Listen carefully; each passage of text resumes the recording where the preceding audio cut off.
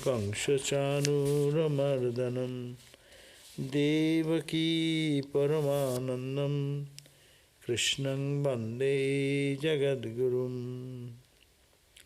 Om Shanti Shanti Shanti. We salute Bhagavan Sri Krishna, the son of Vasudeva, the destroyer of the demons, Kamsa and Chanura,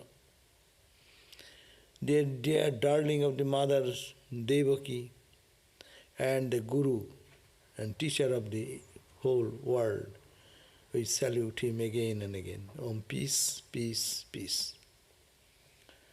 Now we are starting today Srimad Bhagavatam, 6th book, 1st chapter, verse number 1. Sorry, 6. Did I say 6? Yeah, 6. Here it starts with the episode of the 6th skanda.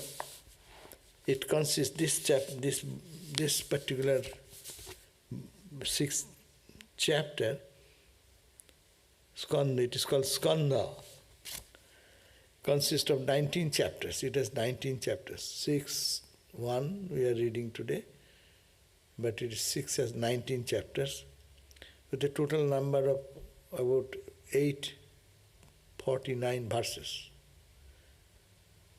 The main topic dealt with it in is called Poshana, means redemption, the redemptive act of God. So, it is protective force. God protects us. That idea is manifested here. It is described as the Lord's sportive manifestation in different ages among various species of beings, starting from brute creation to men, to sages, the gods, etc. One of the important purposes of all incarnation is to save men and women from this world of birth and death, and that is nothing but redemption. So God comes again and again. The main purpose of it is to redeem the suffering humanity. But Poshana, there is one word which connotes unconditional grace, by which even the apparently most undeserving are saved. Yes, you have some good karma, you are saved by God's grace. But even one has done terrible bad karma, God's grace is so spontaneous that he can be saved by his redemptive power. So even the most sinner can be freed from all sin by his unconditional grace. The first 3 chapters are devoted to one story of a gentleman whose name is Ajamila. It's the Ajamila story. Originally a very pious man.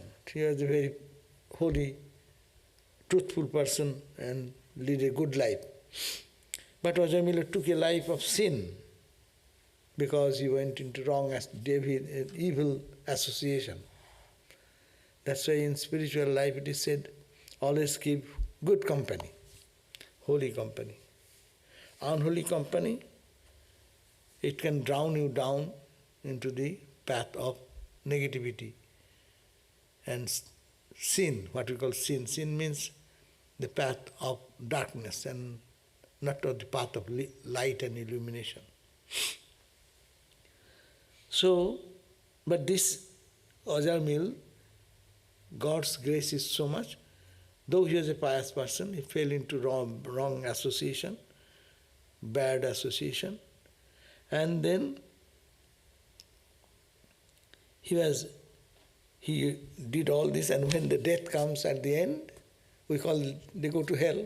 That's the concept. On his deathbed, overcome by the fear at the sight of Yama's emissaries, the death appearing, no? You did this for punishment, the soul is to be taken. Then the Ajamila, felt nervous and he was so fearful and he cried out the name of the Lord, Narayana, Narayana. He unconsciously takes the name of the Lord Narayana name. And by the power of the redeeming power of the Lord's name, he was saved from this suffering of this punishment. How such an unworthy sinner? Here sinner means the language you understand. Vedanta does not accept sin, but some negative activity which brings negative impact in our life. Pain, suffering, fear, anxieties, worries. So, how such an unworthy sinner is saved for merely taking the Lord's name once, and that even without having Him in the mind. He was not really devotedly calling upon God, no? Because he was a good guy before. He has devotion for God. And he went into bad association, then led a very different life. And he was fearful of death. And that time he cried, at least this much he did, he called upon God. So, how such an unworthy sinner is saved for just merely taking the Lord's name once. Once he called, O Lord Narayana. And that even without having Him in the mind. He was not thinking of Nam, only out of his fear. He took the name of Narayana. It's a mystery which could be solved only if one accepts the Bhagavata theory of the inherent power of the holiness of the divine name. Here is glorification of the name of God. Vaishnava literature, the Bhakti school says that once you take the name of the Lord, if you believe it, it has such a redempting power that you cannot commit so much sin in your whole life. Meaning, the power of the name of God is tremendously purifying.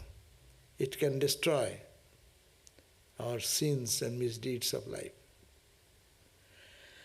So this is a assurance for the devotees. We ordinary people in the world, we live with so many good, bad experiences. So who will help us? And yogis, rishis, they are meditative, they can cure themselves. But only one thing Bhakti school emphasizes, God and His name. That's why japa, japa, japa is so powerful. Holy Mother said, by japa, by repeating the holy name of God, one can be liberated. You need not have to do anything. Just repeat the name of the Lord day and night. That is sufficient to take away all the sins and misdeeds of life. So to prove this story is very important. The Bhagavata is narrating that story of the Ajamila.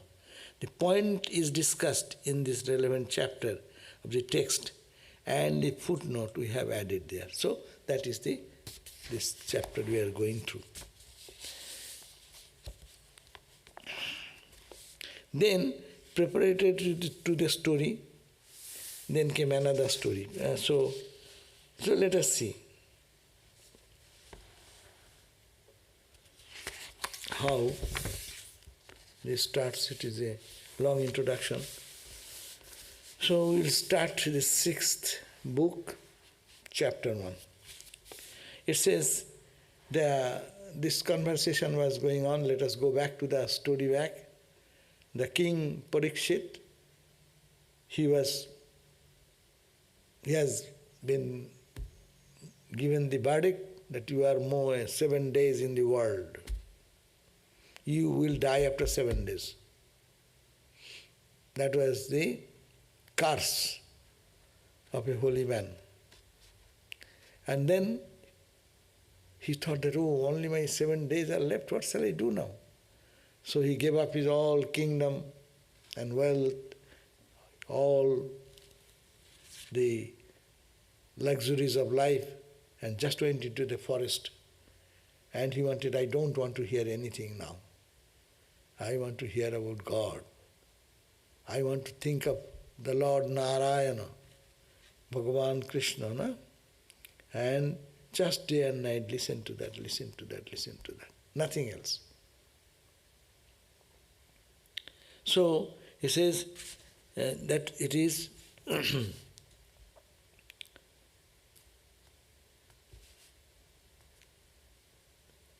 he is asking this question, Raja.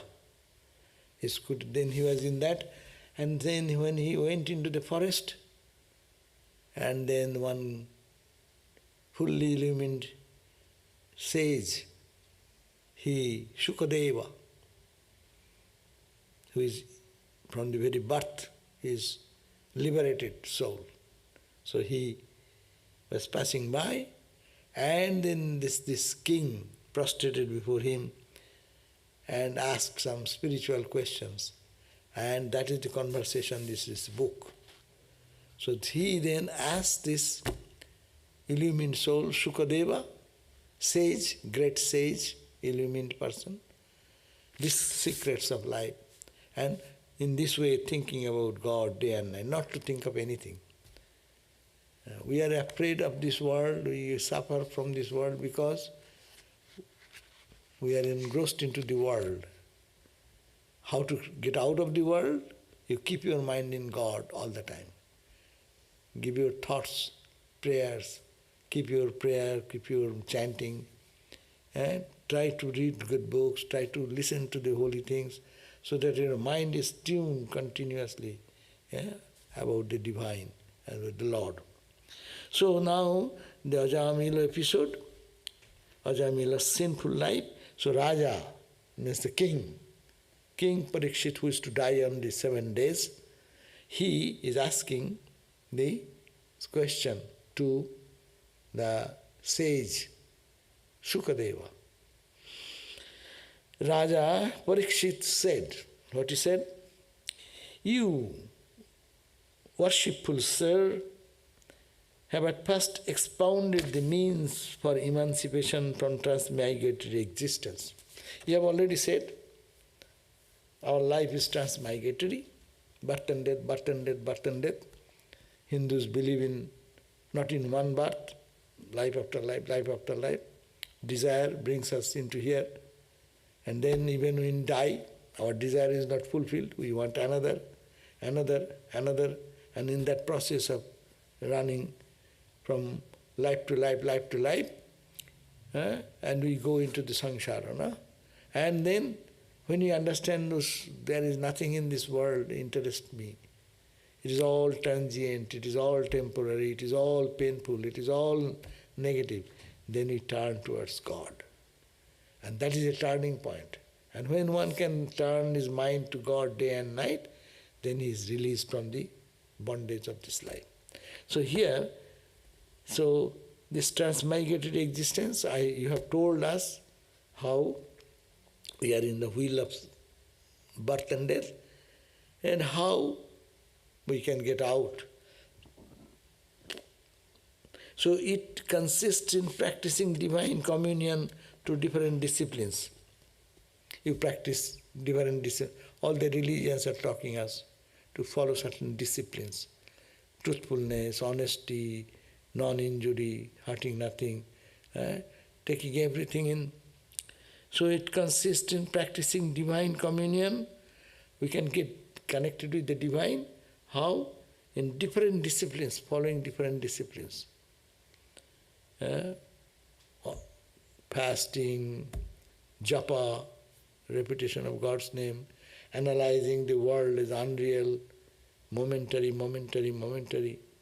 God is the only reality, being convinced on that, thinking of that, meditating on that, working for that. All these disciplines have been mentioned. And attaining to Brahma's realm, then doing all this good karma, you go to higher and higher plane. Hindus has several heavens. And if you do good work, think of Brahma, then you reach the Saguna Brahma. You become the plane of Brahma. Now, as we think that there, if you go to Christ plane, Buddha plane, there you will find Christ and Christ's disciples and all the saints. They are there, and you will merge with them. You will live there how long? As long as that deity survives. It is called the Brahma. You go by spiritual practice on good disciplinary path, following that path, you reach a point, you go to the Brahma Loka. That's called Brahma Loka, the plane of the Brahma, the Creator God. And attaining Brahma's realm, and there from there attaining the release from embodied existence at the time of Pralaya along the Brahma himself. Then when Brahma merges into Brahman, you also, after enjoying so much of heavenly divine joy, you merge into that absolute Brahman. Understand? It is you go to the this material plane of suffering and death and this, you raise into your consciousness into higher and higher consciousness by thinking of God, and then you don't merge in Brahmajnana, but you can reach a plane, it's called Brahma Loka, ultimately, and stay there for as long Brahma is there, and enjoying that blissful state. And then when Brahma also merges in the Brahman, you also merge in Brahman. There is an enormous period of time in full blessedness. You live over there. You have also described the life of involved samsara, how driven by the force of karma, the jiva is born repeatedly in different spheres. We are born in different planes, different spheres, different bodies, all of which are constituted of the evolutes of the three gunas of Prakriti. So all these are, this whole world is made of three gunas, Sattva, Rajas and Tamas, three gunas, that is called the Prakriti, nature. Various purgatories which await evildoers were described. Oh, you have described, oh sage, Sukadev, you have described before, or you have read those chapters, that how you do some bad karma and get some purgatory process in the heaven, in the hell, lower planes, and after that gone, then you become pure and come back. You have also described that. So now it behoves you, O Holy One, to explain how man can save himself from the sufferings of the purgatory described by you. How we can, all negative things we do, sinful acts we do, consciously or unconsciously, how can we get out of that? Can you tell me? So that is my question, please help me.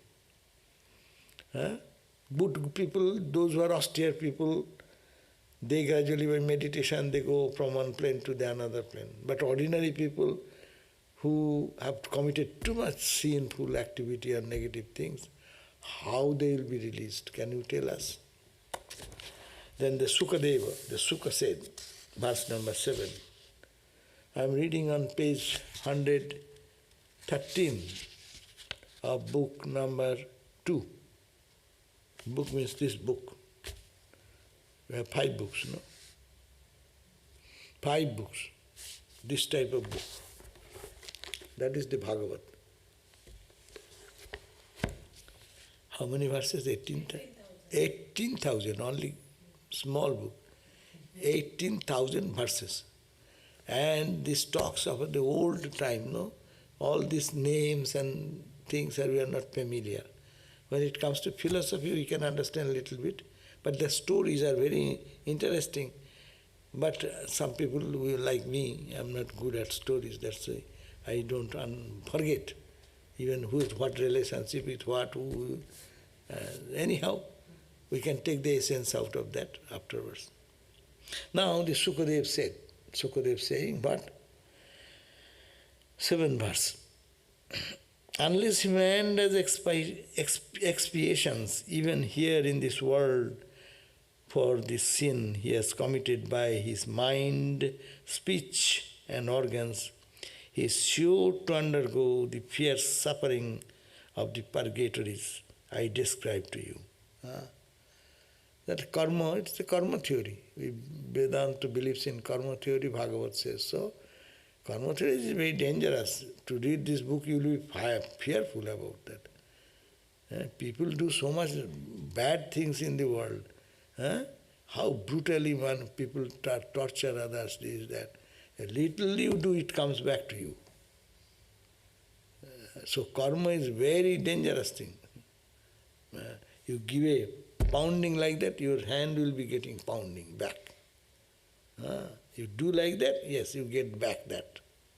So in your life, very serious.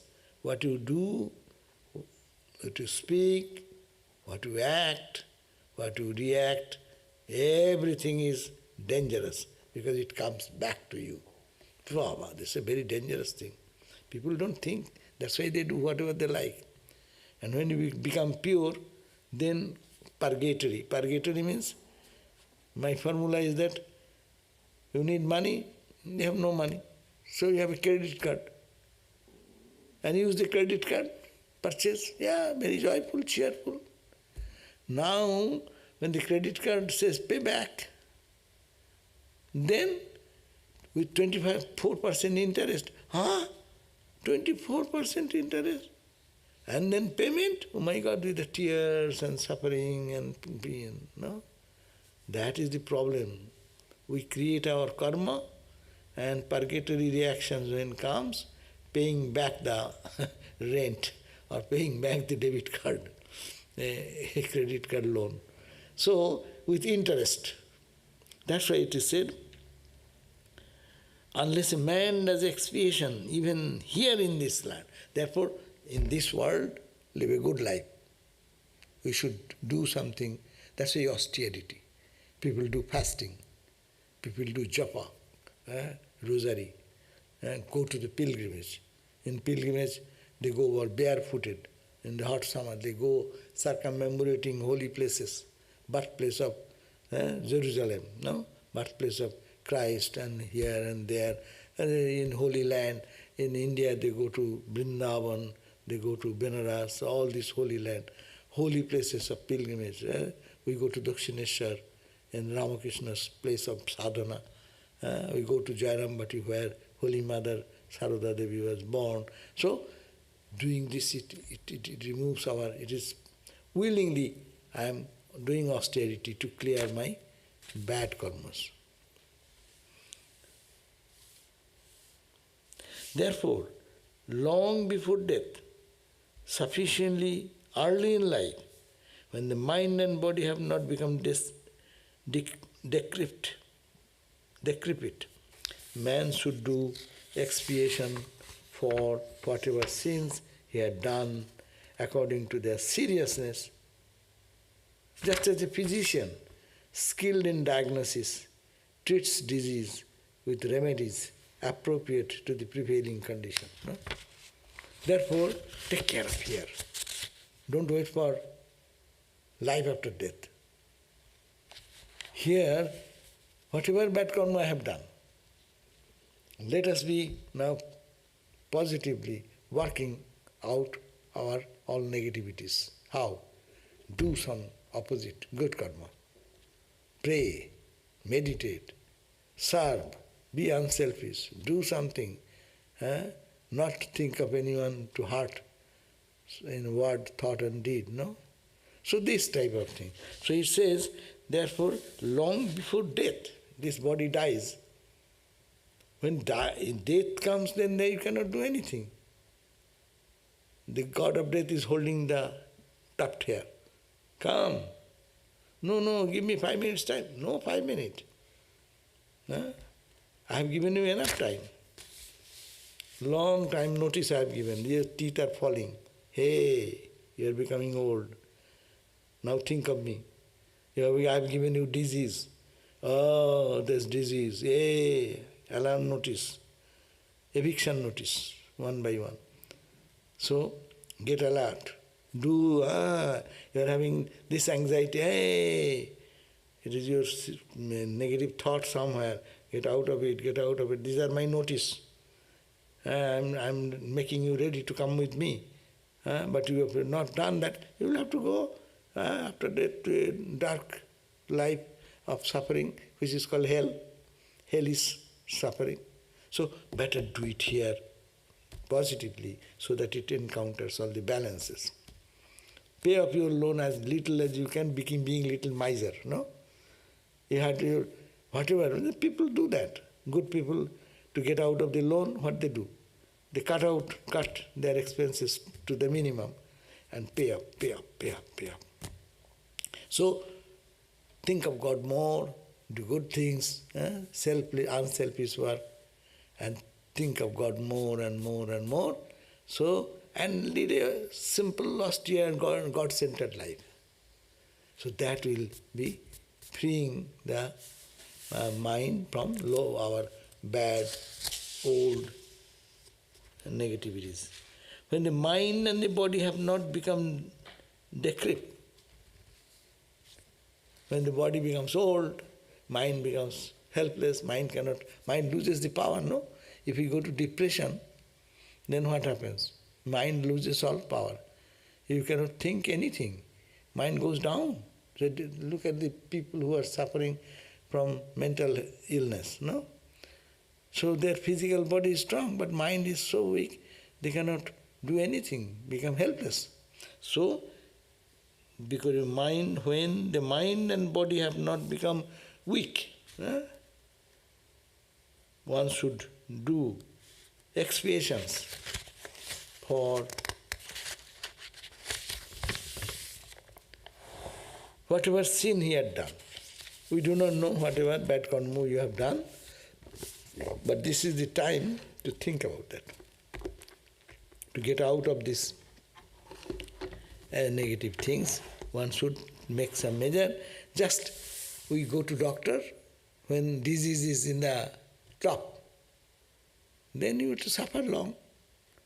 But if you go to doctors, that's why they say, you are Medicare, they want you to go to doctor every some time, period of time, because they can easily understand at the very beginning the cause of the disease. With few doses of medicine, you can be cured. And then you don't go to doctor and then it accumulates, become very serious. Then you go, it will take longer time. As I said, cancer, detecting the cancer. Preventive measure is talking about take preventive measure. When it starts acting, then you are helpless. But do take preventive measure in spiritual life. Like the physicians, like they say, just as a physician skilled in diagnosis treats the disease with remedies appropriate to the prevailing condition, they can immediately start, doctor can help to cure the disease with a little few doses in the beginning. Pain relieving. You are having heavy headache. Don't suffer for heavy headache. If you know that it is coming, take one dose and that will reduce your pain in future. So take measure now. That is spirituality. Mostly people think that we will do that when we die. We will see when we become old. Youthful time, let us sportingly spend the days here and there, dancing, eat and do whatever, and we grow old, then we will think. No, spirituality is for now. That's why Swami Brahmananda says, no, you have to do it now when you are young, because your young enthusiasm is there. You can take a resolution, I will do more meditation, I will do more repeating God's name, I will read more, I will sing songs, which is purifying. So I will do all this. You can do now. When you become old, then body will say, I cannot. You want to get up in the early morning, body will say, you want to sleep. You want to come over here and meditate, then you will doze off, because it is body. So it is to be done young. That is the emphasis is here. Sukadev says, do when you are young. Then Raja said, Raja again, king again putting a question. Even after understanding from experience and instructions that something is sinful, men are found to commit the same sin in spite of themselves. It happens, no? We know it is bad, but we cannot resist. We know ice cream is bad, but ice cream comes and I take it. I know that McDonald's food is bad, too much greasy food is bad for fat and diabetes, cholesterol, but I like it, I take it. I know theoretically, but practically I cannot apply. That's our major problem, is it not? Our major problem is that we know it is not good, but I cannot resist to take it. Of what use then are these expiations? Then you are talking of that, you take preventive measure. What shall I do? That's why what Duryodhana said, Janami dharmam nachame pravitti. I know what is righteousness. I know what is spirituality. I know what is good. But I am not inclined to do that. Janami adharmam. I know that is not good. It is bad. But I cannot resist. So what shall I do? Taya Rishikesa, O Lord Narayana, you are in my heart. Jatha nijuktasmi, I take refuge at you. Please involve me wherever you like. I am doing as per your dictate. So say, talk to the Lord, O Lord, I cannot control. I know it is bad. I want not to go in intellectually, but I cannot resist myself. And I know this is good, but I have no inclination to do it. So please help me.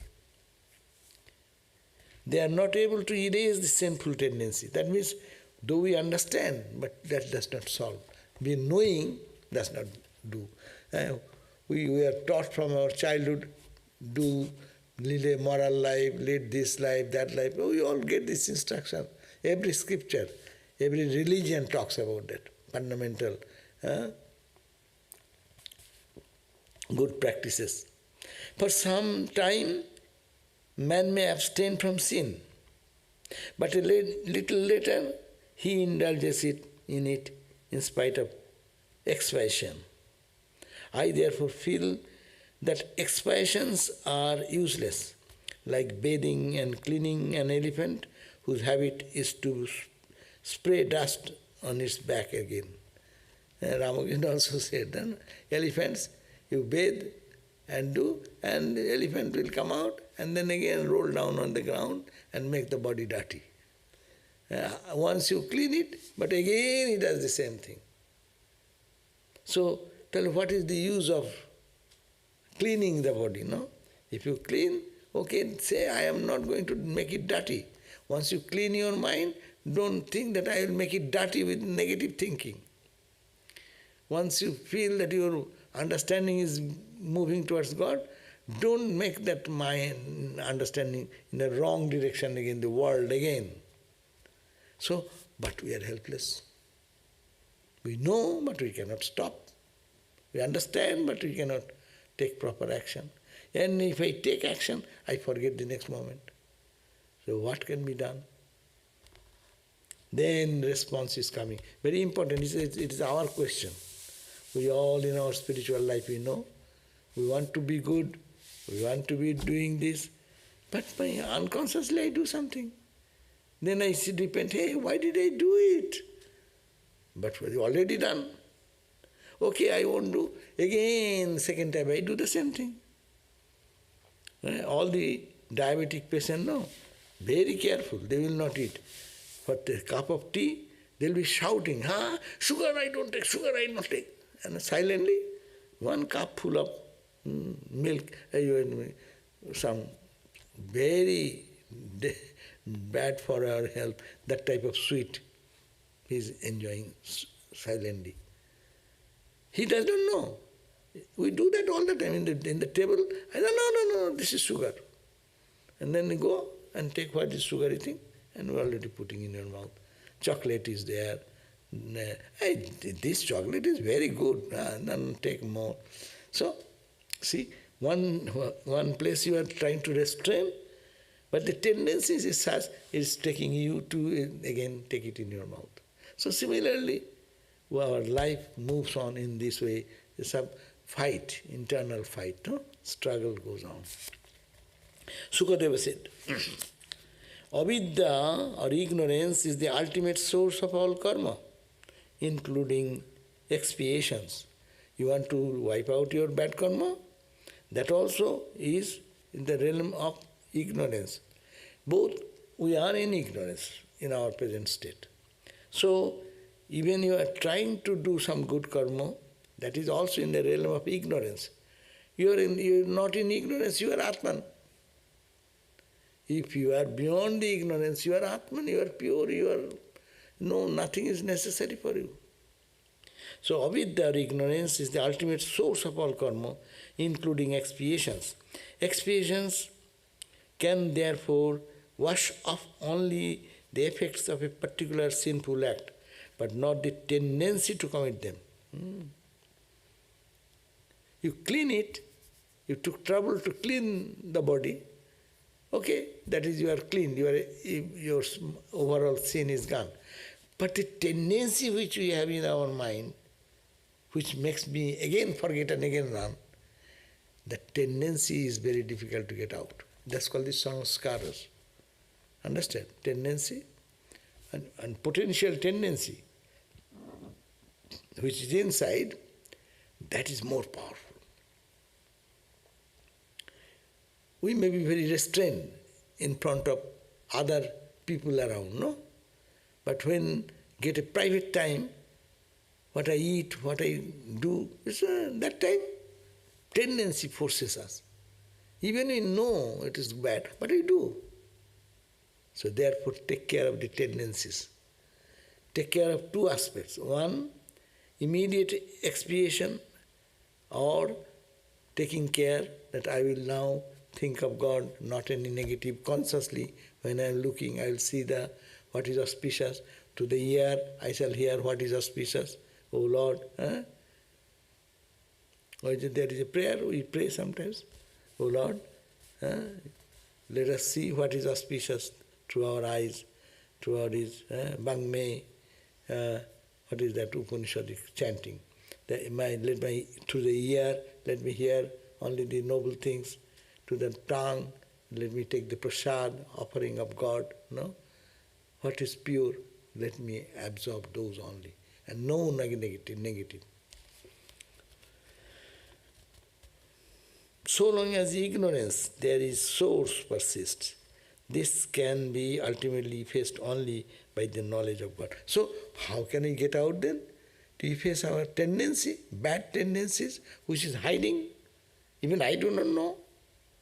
On the superficial surface, what tendency you can control. Doctor says, take this medicine, don't eat this food, that food. Okay, consciously I can do.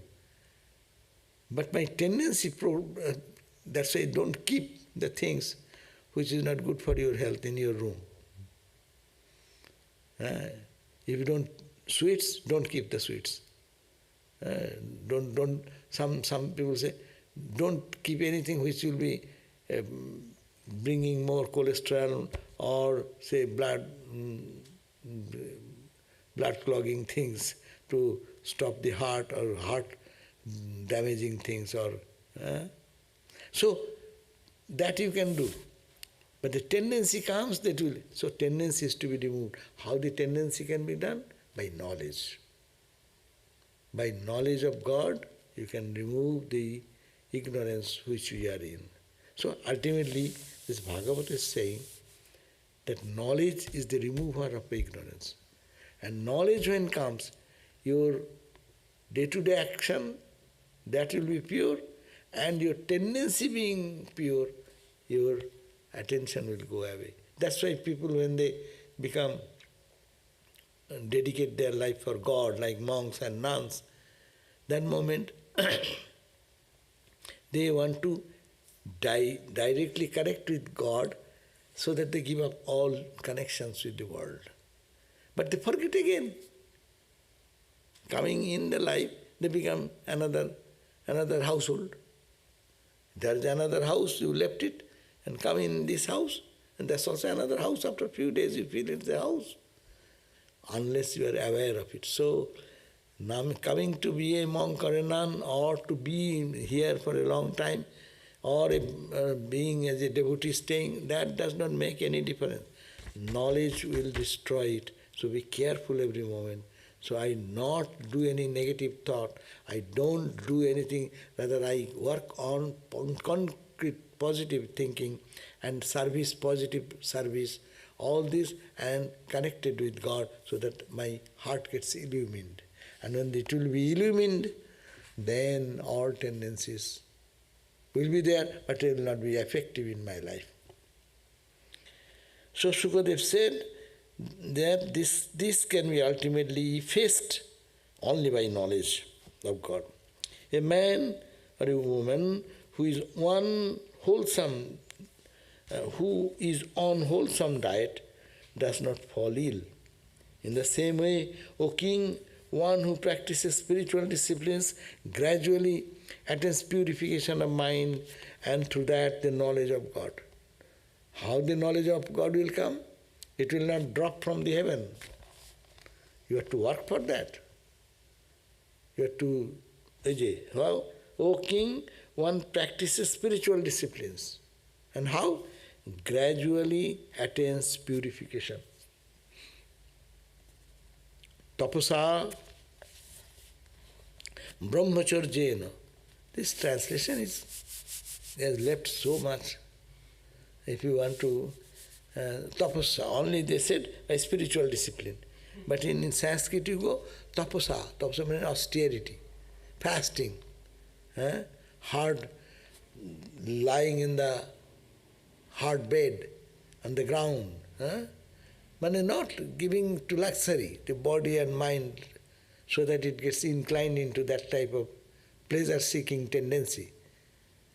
So he says, tapasya brahmacharjena, being a celibate, samoeno cha damena cha, practicing shama, dhamma, titiksha, upurati, shraddha, samadhan, 6 treasures. Shama means control of the senses. Dhamma is control of the organs of actions.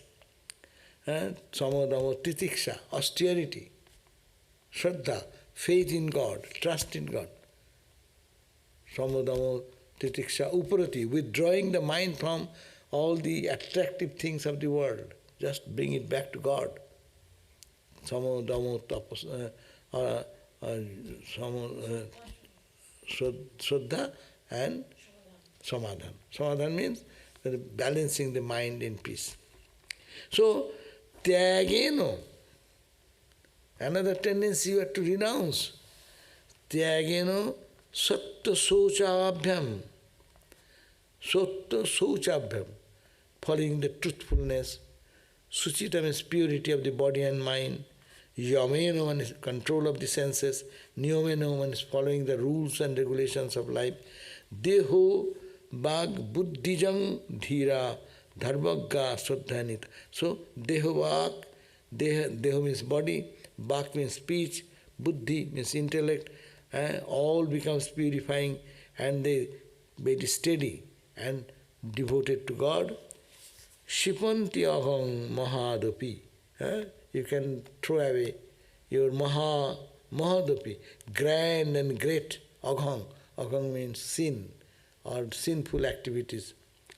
Je benu gulmo ivo analam.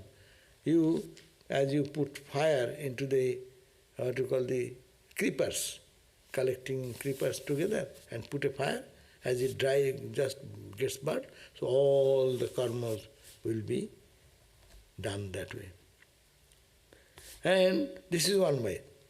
So he said, O king, one practices spiritual disciplines like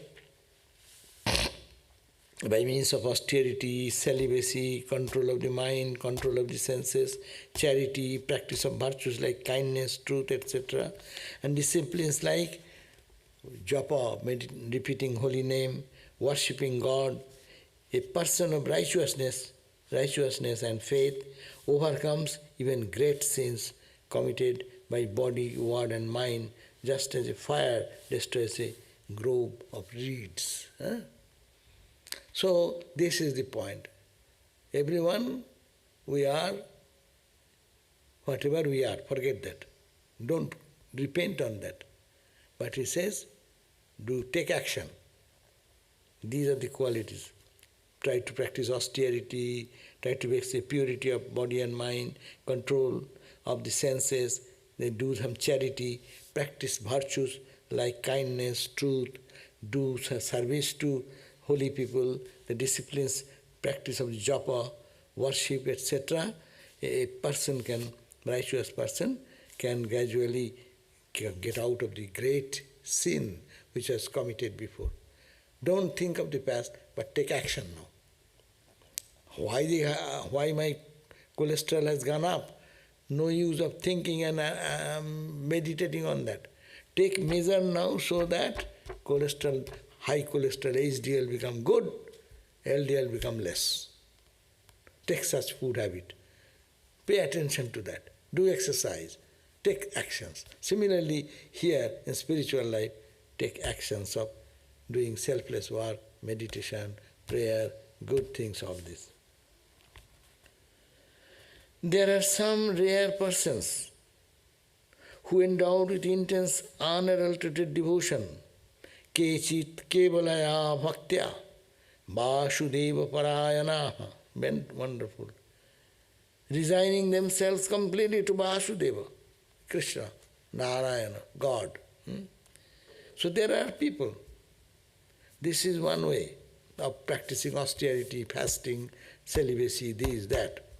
Another is that there are some people who endowed with intense and unadulterated devotion to God, resigns themselves completely to Lord God, and thereby eradicate sin utterly like the sun dissipating mist. When the sun comes up, the morning mist we see, mist goes away. Similarly, the mist of ignorance will go away, mist of bad tendencies will go away, all the bad karmas, sinful activity, they will be wiped out here and now as the sun rises. What is the sun? Devotion, sun of devotion. Love God, cry for God, weep for God. Ramakrishna said, emphasized, no? If one can cry in the name of God and tears roll down the cheeks, you have achieved great benefit out of it. All the sins will go away. That means you are going in love with God. And God is like sun. If you go closer to the sun, all the darkness will vanish naturally. If you are away from the sun, see we are in the ground, that's why we feel it is mist. We don't see the sun till morning, whole morning, no? Now it has come out. To come out means what? Was it somewhere gone? Sun was there. God is here. A mist came in between. When the mist is evaporated, God is there now. This mist or cloud is our ignorance, and that is to be removed. And if that is removed, God is here and now, you can experience. So there are some rare people who endowed with intense and unadulterated devotion, resigns themselves completely to Vasudeva, and thereby eradicate the sin utterly, like the sun dissipating the mist. Ch1.1 kevalaya bhakta Vasudeva parayana agham dhruvanti karsneno niharam iva bhaskara.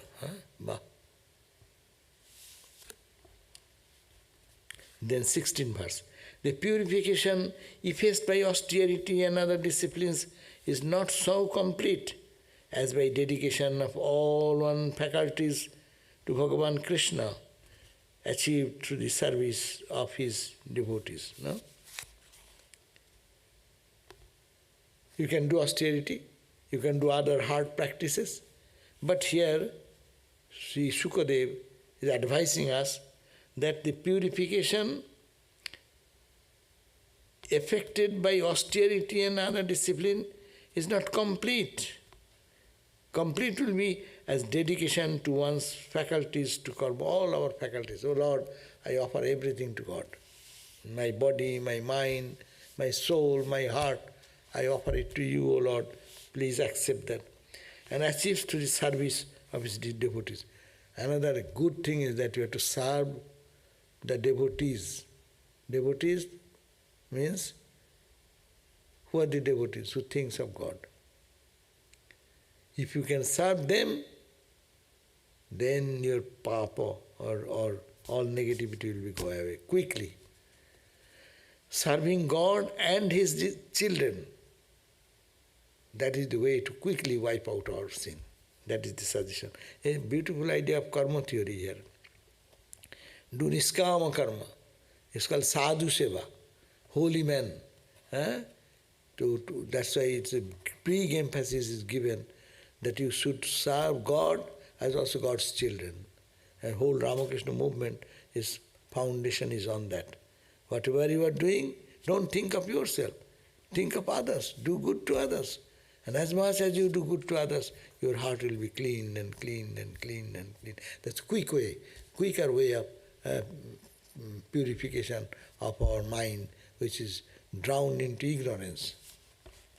This path of devotion, which is without any risk and which is comparatively easy to practice, is the best suited for men in general.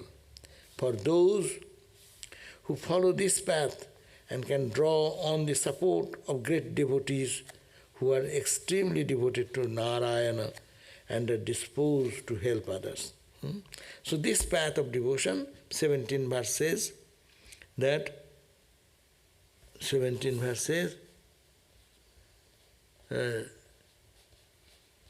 this path of devotion which is without any risk. This is a very safe path, very simple path, not complicated. That you are philosophizing. It is not philosophizing. It is by service, without any risk, which is comparatively easy to practice. Everyone can easily practice this. What? Is the best suited for men in general. For those who follow this path of devotion, devotion to God and devotion to his children. The whole world is his children. You serve him in any way you like. And especially those are holy people. You can get a chance to serve them. You get the best benefit. Because by their presence, by their grace, all the things, what is our bad goes away, and the noble thing, what they have inculcated in their life, that comes into our life. For those who follow this path and can draw on the support of great devotees, follow this path, can draw on the support of great devotees who are extremely devoted to Narayana and are disposed to help others. And then they become the support of others. O King, the expiations performed by men who are not devoted to Narayana fail to cleanse themselves entirely like water, a liquor pot. If a man with a feeling of passionate attachment unites his mind with Krishna's feet, even once, he will not see Yama or his emissaries with noose in hand, even in dream. So, this is the beautiful verse, 18th verse, which says that if you, a person with a feeling of passionate attachment to, unites his mind with Krishna, that means you love God passionately, as we love things in the material world passionately. If that type of love is given to God, the Lord, here they are saying Narayana, you can think of Christ, you can think of Buddha, you can think of Ramakrishna, whatever. That means one passionately loves God. The same way we love the world, then that will be able to eradicate all our bad karmas and will life no more the fear of death, no more to go anywhere. All sins are erased out. So we end here, verse number 19. So we read 6.1.19. And we end here. Our next class will be at 7:30 here on the Upanishad, Setara Upanishad. Here is a question. We will have some question for a few minutes. Question: if everyone is to focus on bettering themselves instead of finding fault with the world, then who is responsible for rectifying the blunders and wrongdoings in the society? Kshatriyas traditionally were tasked to uphold dharma in society, while varnashrama is not strictly maintained in modern times. Should we wait for Avatar to initiate societal changes? Avatar, I don't think that if everyone is to focus on bettering themselves, that should be the society. Everyone, why not live happily? Why live in the world with negativity? Why live with anger? Why live in the world with being jealous of each other? That is not a life. It is not, there is no peace in it. People think that being jealous, being angry, being selfish, people try that. And always suffering. So what's the need of that? Why not follow the path where one can be bettering themselves by character, by purity, by love, by generosity? We are not to think that someone rectify. This world is, there will be some people always to rectify. How many in the world think of God? Look at that. If you make an assessment, take chunk of 1,000 people, how many are thinking of God? How many think at all it is a necessity to improve our character? How many people believe that there is afterlife? So rectifying process is everywhere. Kshatriyas means the king. We have a democratic government. That is the king. So many rules are there. So many protections are there. Don't do harm. Why the jail is there? Why? Prison is there. Rectifying. That you don't do that bad thing, you go to jail. You have committed some blunder, that is the suffering you have. Don't do that. That is the rectifying measure is there in the society all the time. Kshatriyas are still now ruling the country. But the point is that you need not have to think of anything, but Bhagavad teaches us, love God. Simple formula. Whatever is your way, love God. In God, in whatever way you want to think about, in form or in formless aspect, or in you are Hindu in one Hindu way or Christian way, or any other path, love God and pray to God, and then all the purity of the heart will come. We need not have to wait for the avatar. Avatar comes and their message is there all the time. But who is listening to their message? This message is given thousands of years ago. This book is now we are reading. It actually, historically, if we say, it is Krishna's period. How many? 6 to 8,000. At least modern historians will accept this is 6,000 years spiritual text. All is written. Who is listening to that? We read it. We'll forget when we go out of the door and lead our other life. No. So it is the difficulty is there always.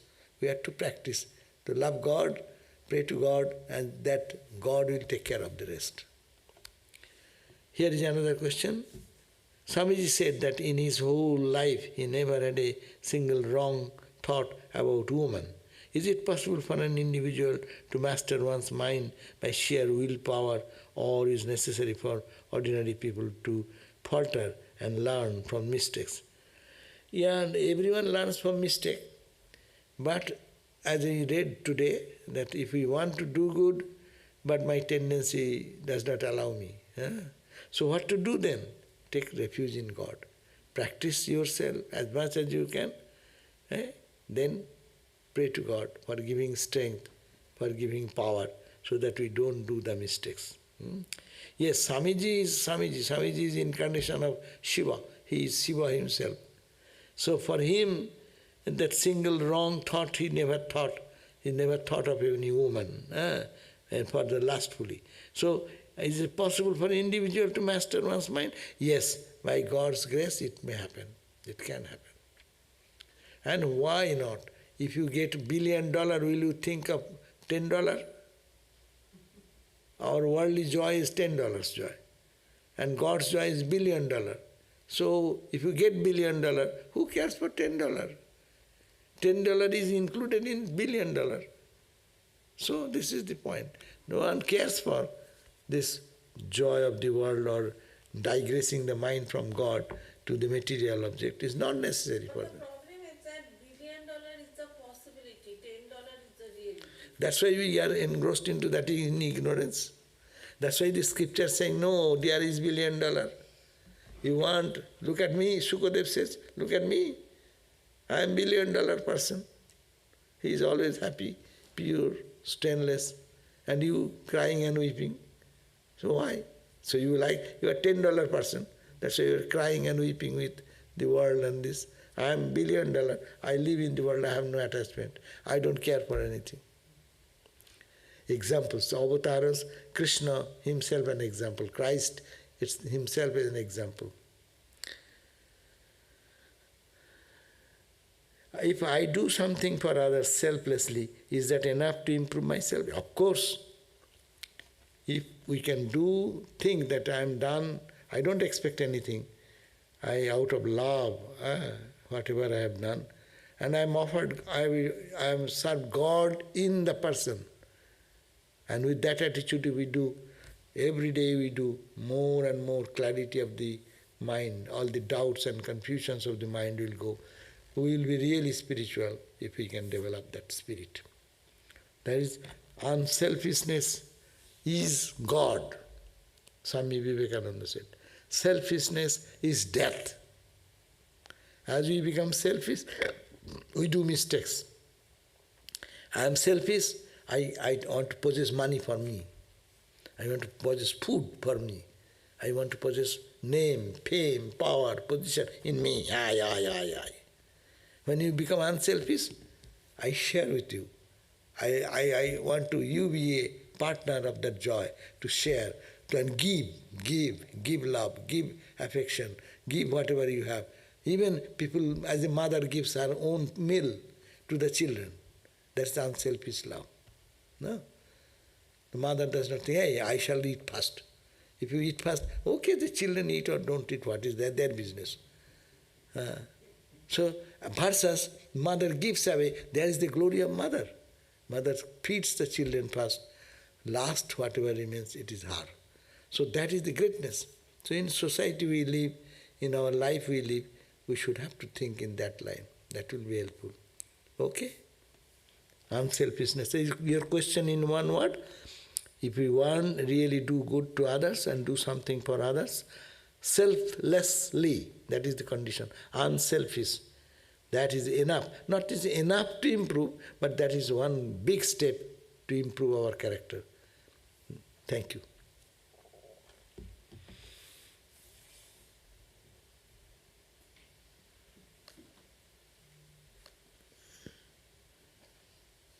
No.